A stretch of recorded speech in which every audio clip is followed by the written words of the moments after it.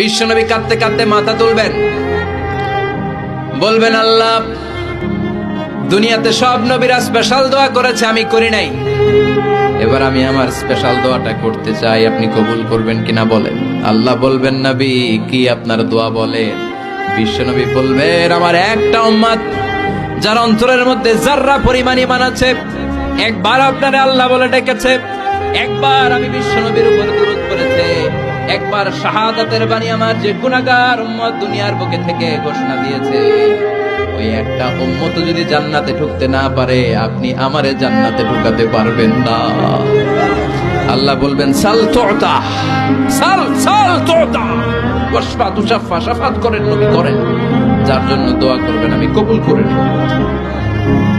দুনিয়াতে বিশ্বনবী কম কষ্ট সহ্য করে নাই, 3 বছর শিয়াবে আবি তালেবে জেল খেটেছে। কয় বছর?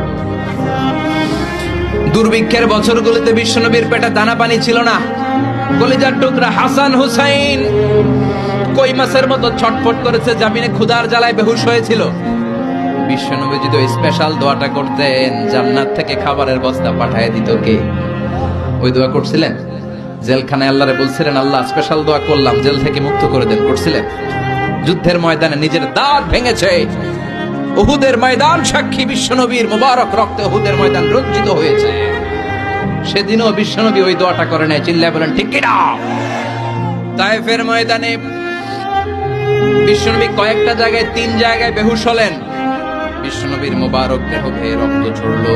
ওই কঠিন বিপদের দিনও বিশ্বনবী এই দোয়াটা করেছেন নাকি? কথা বলেন।